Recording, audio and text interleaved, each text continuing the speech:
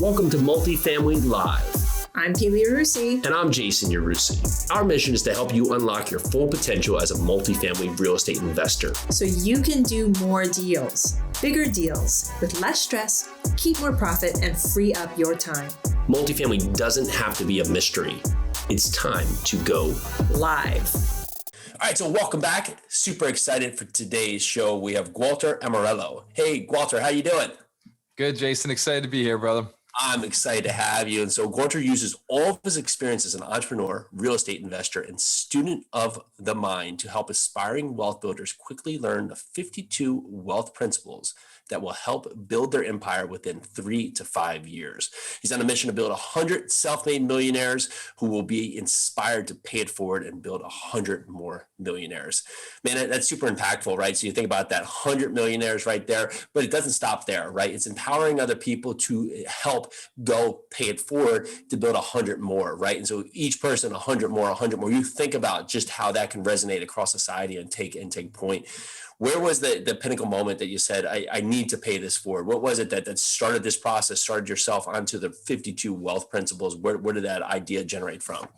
You know, it's crazy. It actually started in 2015 when I was completely broke. So I had nothing, and I went to an event that changed my life. And I saw the speaker on stage. He was, I made 17,000 that year, and I made a commitment to make 100,000. I actually hit it using the wealth principles that T. Harv Eker had put into Secrets of the Millionaire Mind. But he only had 17. And I've, since read 350 books since then.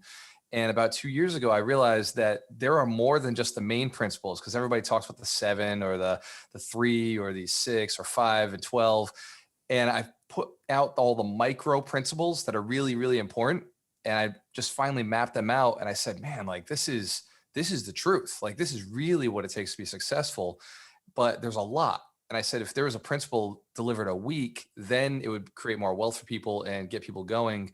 But it was about around the same time, 2 years ago, where the question was posed to me. My net worth was around maybe $1 million or 1.5. And I was like thinking, what do I do next? Like, what do I do next? How do I really find purpose? And my girlfriend had asked me, she said, what do you really want to do? What do you think would really give you purpose if it was the last thing you could do on this planet? And really, like that was it. You had one shot. I said, well, if I could teach people wealth, if I could teach people how to build wealth. And she said, well, how much is enough? And I said, well, I think $1 million is a good base. So I was like, okay, if I could build millionaires, that'd be cool. And then I told her, I was like, but it's not a real goal. Cause smart, everything has to have a number to it. And so she's like, how many? And I was like, dude, 100. I'll build 100 millionaires. And I was giving myself 3 to 5 years. And then earlier this year, I said, dude, 100 is just, I could do this in a year if I really stretch myself, if I really push and I reach a lot of people. So now I'm aiming to do it in a year, which, man, it's stretching me. Jason, that's why we're on a podcast right now. That's the best goals, right? So the ones that stretch you, right? Because when we get comfortable with that, that's what puts us in place where we look back 10 years from now and said, how did I get here, right? It's the things that stretch us, that push us outside of our comfort zone, that get us to that next stop or next step in our life, that continue to carry us forward. And so you start with these 17 principles.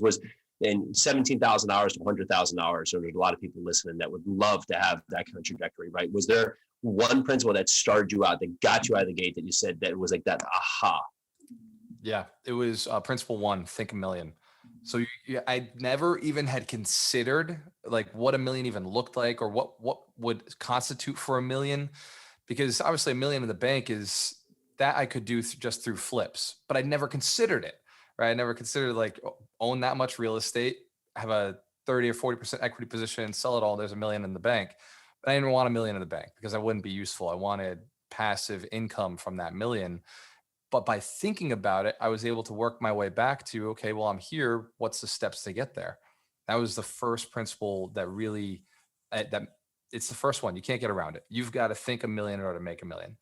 Yeah. And then the second principle, yeah, you get what you think about so many times in life, and is that if your mind is constantly on the negative or constantly on the small part, and where a lot of people I see get stuck is that since they've never had the $1 million, right? They don't know how, they don't even think about having the $1 million, right? And so their mind, when the goal starts, it's like a New Year's resolution. You're like, I'm going to lose 57 pounds, but you've never lost a pound before, right? And so you're like, out of the gate, you've already set yourself up for failure because your mind doesn't know how to process this effect, right? And so your mind just goes in panic mode and then you stop, right? And so that stops other people just getting out of the gate. So you get yourself, you start thinking like $1 million. What'd you do next?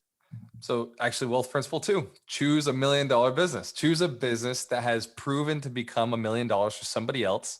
And if it's in your market, even better, because you're like with real estate, we're very focused locally. I started looking around. I said, man, like who are the most wealthy people in the area? They're real estate investors. And then I looked and I said, well, how much real estate would it take to get there? And I made the mistake everybody else makes is, oh, I don't have the money for the first down payment.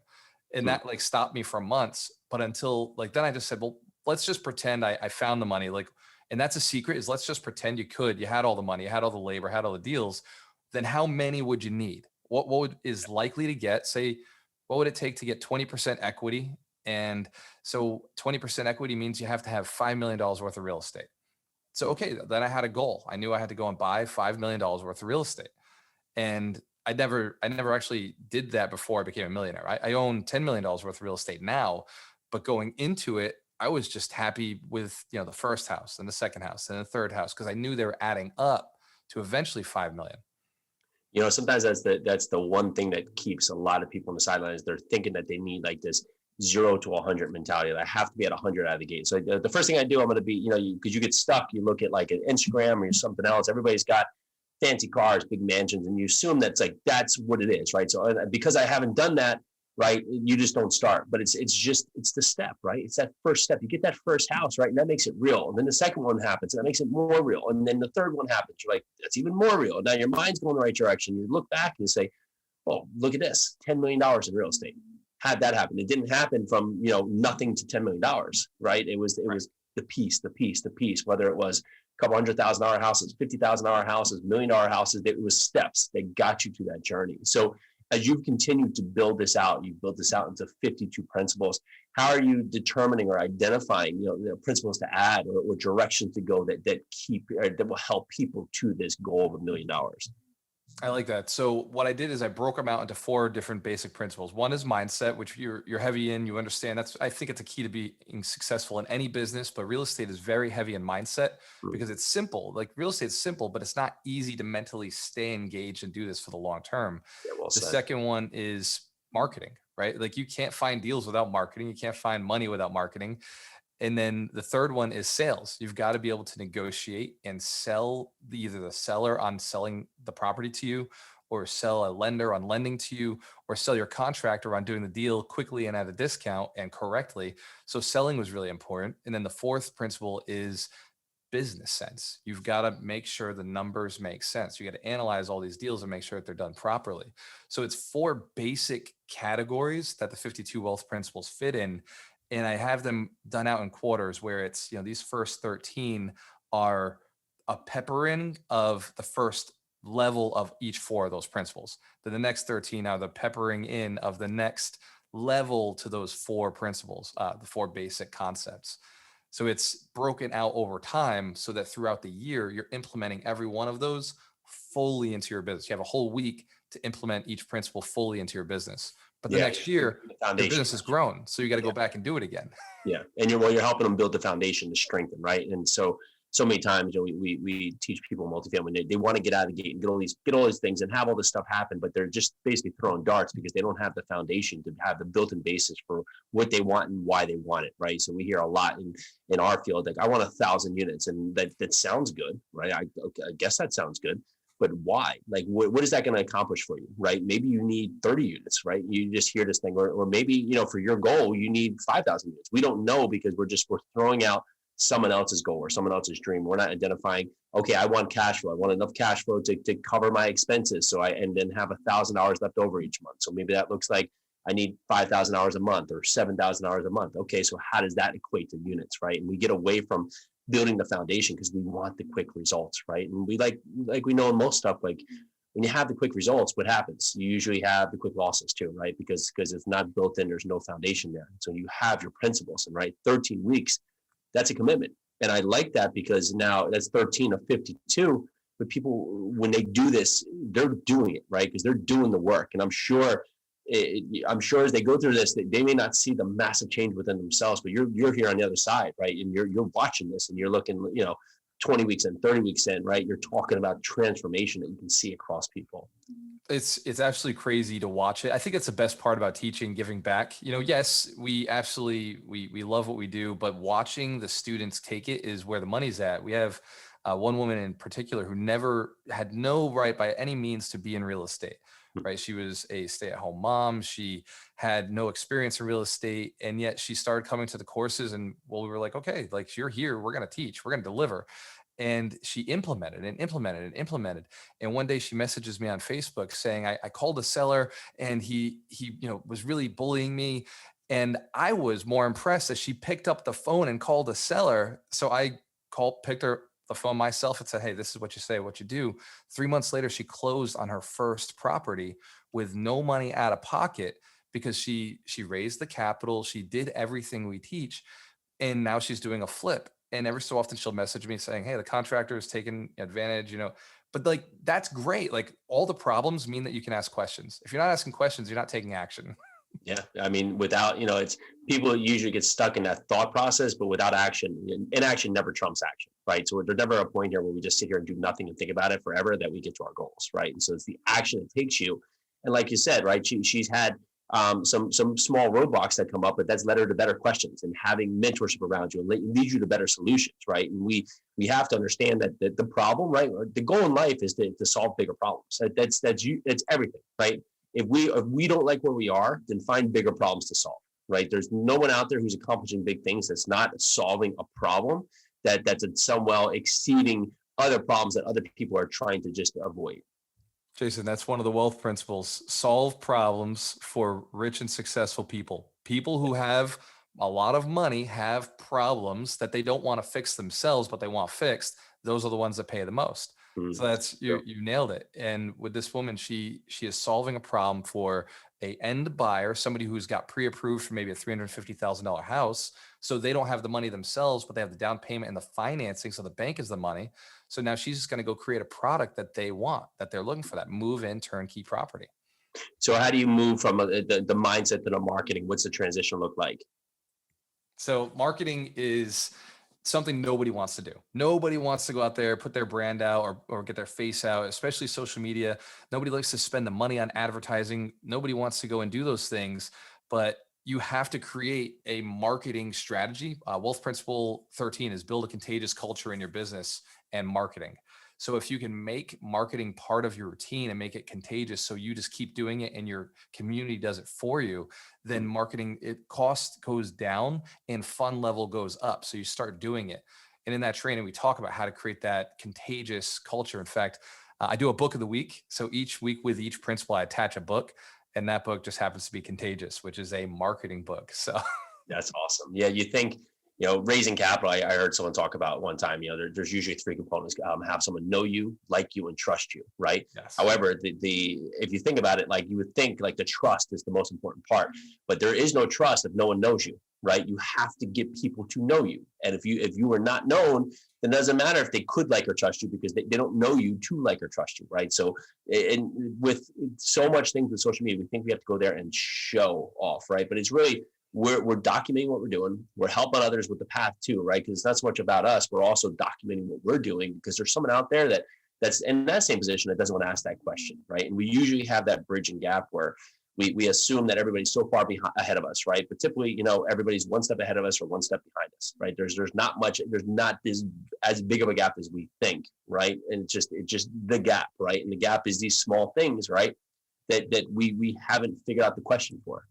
And so with these principles, right, it gives you the steps to get to good questions. And that's fantastic. So as we leave marketing, we move into sales. What does that generate?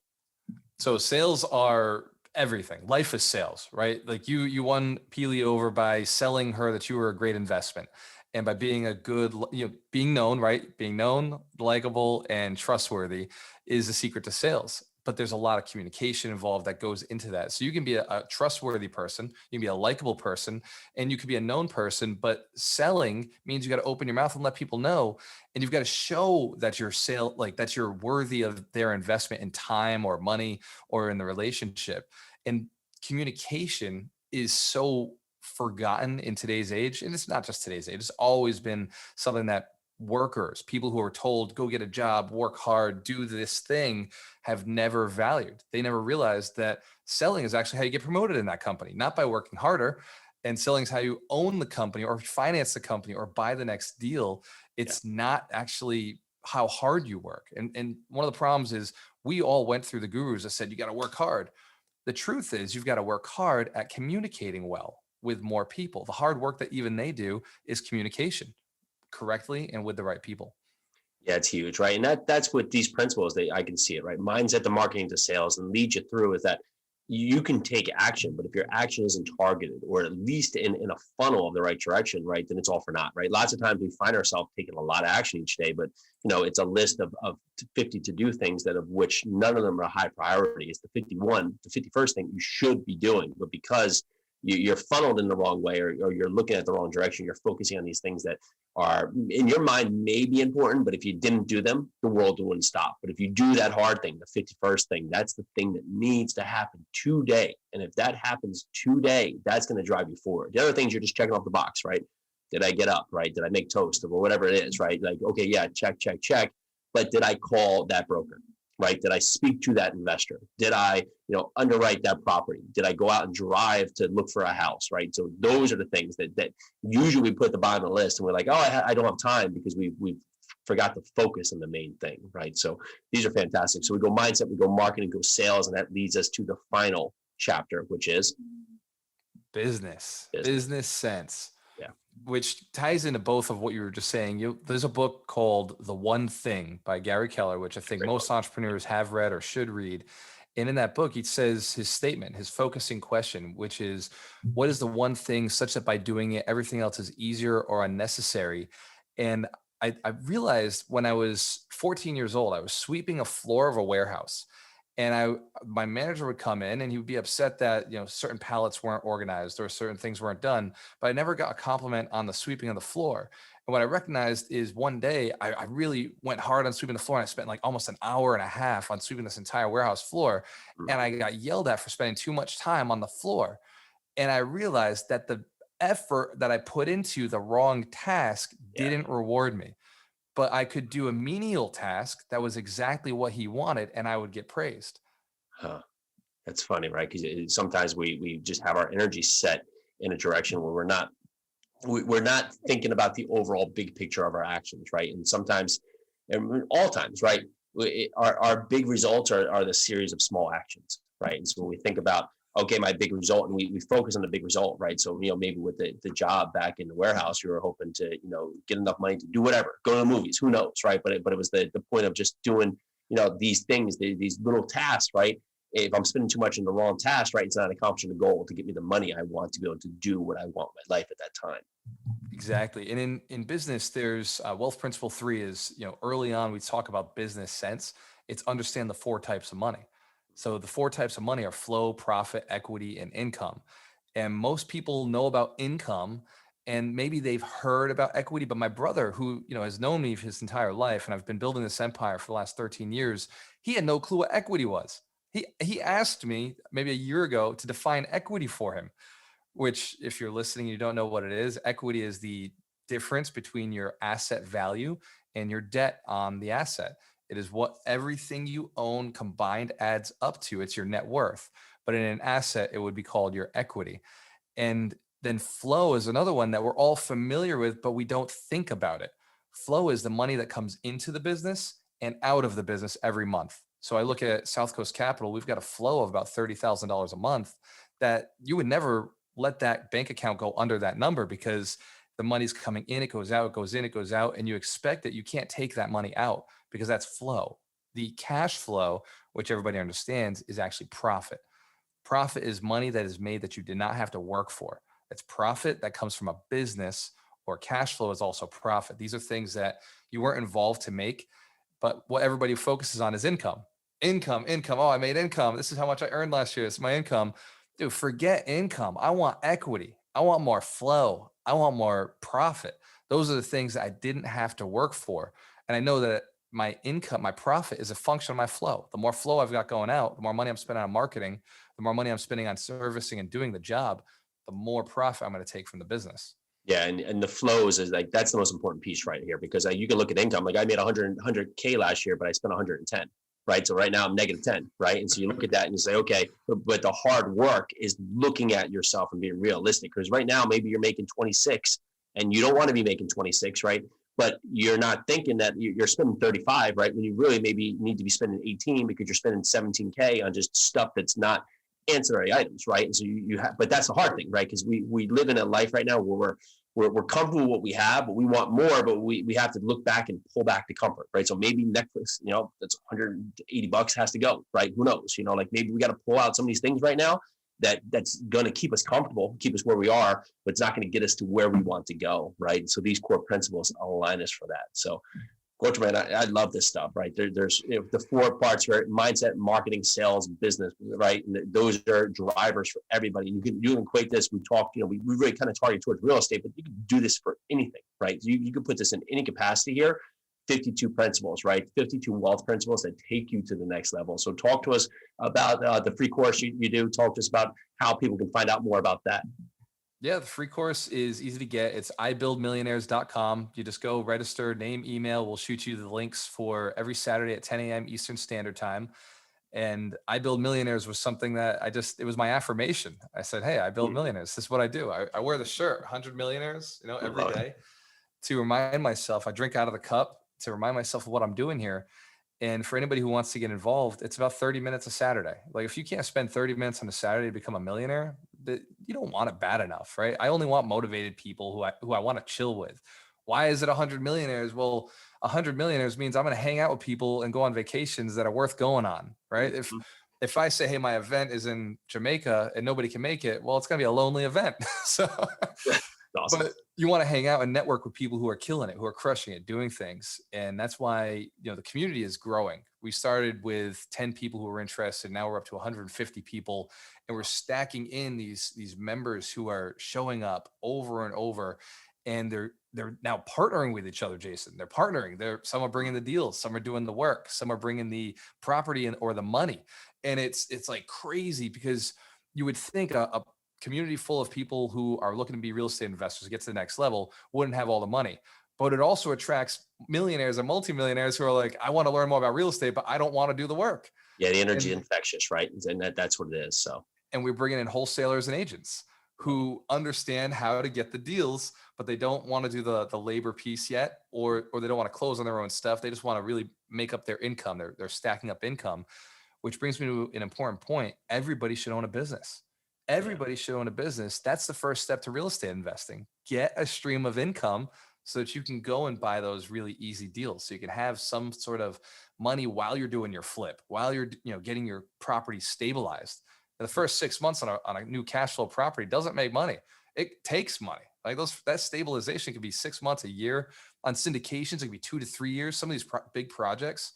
So it's like you've really got to have some sort of steady income that you can walk away from, that doesn't take all your time, so that you can walk away and start developing yourself, start learning, start getting to the next level. You won't do big deals until you get rid of your job, but you can't get rid of your job until you've got passive income. So building a business and then automating the business, you learn it, do it, teach it, delegate it, automate it. Like that third step is so imperative. Most people will just try to trade incomes. I'm working 40 hours here. I want to trade to do 40 hours here.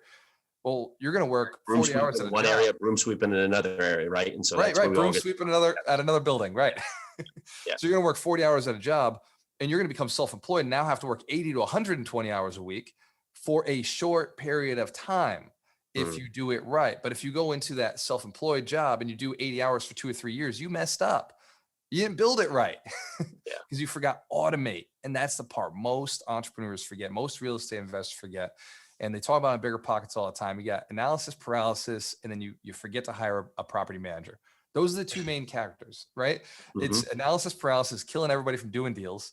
And then when they do start doing deals, it's not hiring out, not automating, not scaling or delegating or teaching somebody who's going to manage the properties for you. And so you stop, you hit another wall.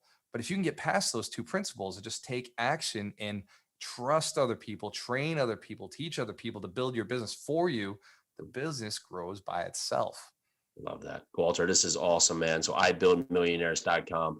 Love the action you're taking. Thank you for helping so many people. Can't wait to see this continue to magnify 150 to 350 to 700, right? And you'll see this grow and grow and grow because the energy, when the energy continues, right? And it's the growth, right? So it's the compound effect, right? And that's what we're seeing here. And this is why this is so powerful here. So well done, man. Thank you so much for coming on the show. Super appreciate your time. Thank you, Jason. I appreciate you, brother. Cheers to your success. Thank you. Same to you. And everyone listening here, go out there, take action. You heard it today. You can take 52 principles and take massive action. 30 minutes a week. Everybody has that. So talk to you shortly.